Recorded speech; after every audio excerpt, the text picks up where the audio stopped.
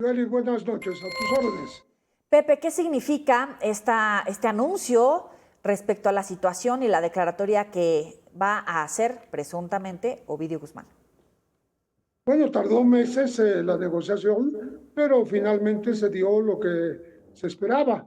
Desde que Ovidio llegó a Estados Unidos, pero sobre todo se reforzó esta posibilidad, esta hipótesis, a partir de que su hermano Joaquín Guzmán López fue pues a llevar a su padrino, al Mayo Zambada, a territorio estadounidense mediante engaños, es decir, contra su voluntad, pues se reforzó esta situación de que se podían convertir, como lo han hecho decenas y decenas de traficantes de todo el mundo, en testigos protegidos a partir de reconocer, de un reconocimiento de culpabilidad de ser traficantes, porque hasta ahora se habían declarado no culpables, ¿no? Sí. La única manera de llegar a estos acuerdos es declararse culpables y así obtener los beneficios como este de entre 5 y 7 años de cárcel, que no son nada para lo que le esperaba. Claro. Ovidio, si no se declara culpable, podía haber, a pesar de su juventud, haber sido condenado a una cadena perpetua. ¿Qué información puede entregar respecto a redes de narcotráfico, por supuesto, pero también de corrupción y de colusión con militares, con gobiernos, con presidentes, etcétera?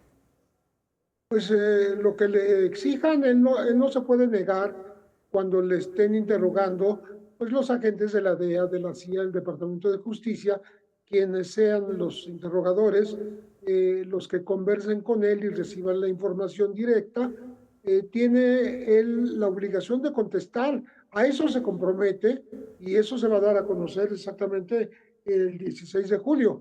El documento donde se especifica hasta dónde llegan estos acuerdos. Me parece que llegan a todos lados, porque ya la información de momento, de este momento, está indicando pues la liga de los políticos, de los gobernantes, de ejército, de policías locales y federales, con el tráfico de fentanilo particularmente, ¿no? Pero con cualquier traficante. Y como en Estados Unidos ya no son solo traficantes, ahora son terroristas, pues esto le da todavía más importancia a lo que acaba de ocurrir, esta aceptación de culpabilidad que se va a poner por escrito. ¿Podrían empezar a caer nombres de personajes locales o a nivel estatal del gobierno de Sinaloa, por ejemplo? Pues yo creo que sería lo indicado, lo correcto, porque no va a dar nombres de gente desconocida, ¿no? Gente que no tenga ninguna relevancia, de México, de Estados Unidos.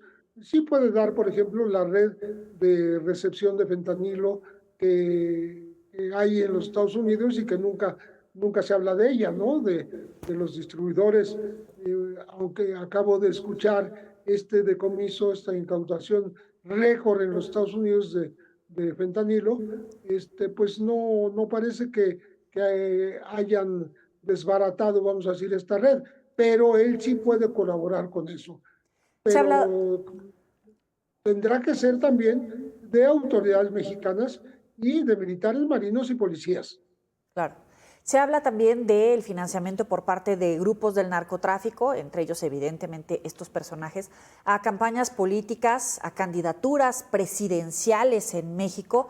El hecho de que él declare, se toma en firme esa declaración, ese señalamiento contra quien resulte responsable en este caso, puede ser un presidente señalado por un narcotráfico y queda en firme o se pone en duda por ser un narcotraficante. Pudiera llegar hasta ese nivel en cuanto a su declaración. Yo lo que dudo es que la Corte de Distrito Norte de Chicago y las autoridades del Departamento de Justicia difundan estas versiones que podría tener Ovidio directamente, o que se las hayan comunicado sus propios secuaces allí en Sinaloa antes de ser capturado.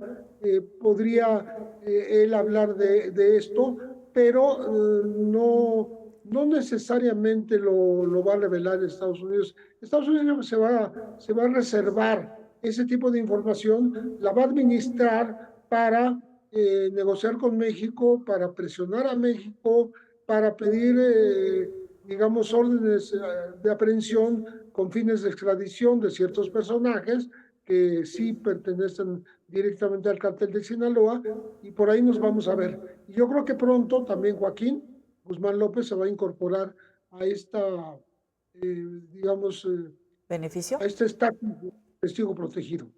Ahora, decías, ¿no? Esta incautación que presume el gobierno de los Estados Unidos después de varios operativos, varias capturas de personajes importantes dentro de la nómina criminal, que el gobierno mexicano también ha presumido como golpes al narcotráfico. ¿En este momento se podrían estar haciendo ese tipo de incautaciones en Estados Unidos o de golpes al narcotráfico en México si no estuvieran ya trabajando de manera conjunta, más allá de lo que sabemos incluso? Sí, bueno, más allá de las presiones del propio presidente Donald Trump de querer meter tropas a territorio mexicano, sí hay a petición de la presidenta mexicana, incluso Claudia Sheinbaum, hay un ánimo de cooperación, una posibilidad de compartir información sobre los cárteles de allá y de acá, pero particularmente de los mexicanos hacia Estados Unidos. Y esto lo acepta la presidenta Sheinbaum, pero cada quien en su país, ¿no? O sea, Trump, en cuanto en su territorio, ella en el suyo, aquí en suelo mexicano, porque no va a haber nunca esta aceptación de la entrada de tropas a territorio mexicano para combatir los cárteles. ¿Ves alguna coyuntura en fecha o en evento para que vaya a reducirse la violencia en Sinaloa, para que pare esa disputa territorial? ¿Ves alguna luz o va a seguir mientras evidentemente exista esta pelea por el territorio por parte de esos dos grupos criminales? Sí, por cierto, a pesar de toda la atención que le prestó este gobierno, dejando despachar incluso en Sinaloa a Omar García Harfuch, cuando recordarás a aquel coche bomba que parece que se hizo explotar Ajá. con un dron, cuando se hizo la incautación histórica, también en México, de fentanilo, como ahora en Estados Unidos, cuando digamos que disminuyeron los índices de homicidios en territorio sinaloense, pero eso no termina, solamente se han desplazado. Acabo de escuchar aquí en tu propio programa cómo esta violencia se movió hacia Así es. Mocorito, hacia Alvarado, hacia otros lugares que no estaba ahí, estaba, digamos que más concentrada en Culiacán y los municipios cercanos a esta capital de Sinaloa. Entonces, creo que falta todavía más esfuerzo del gobierno mexicano, no para satisfacer a Estados Unidos, no, simplemente para Para ser el más interior, efectivo claro. en el debilitamiento de este grupo criminal. Claro. Pepe Reveles, como siempre, muchísimas gracias por la distinción y el trato para el auditorio de Mega Noticias. Muy buena noche. Con muchísimo gusto, Yoli. Buenas noches. Hasta luego.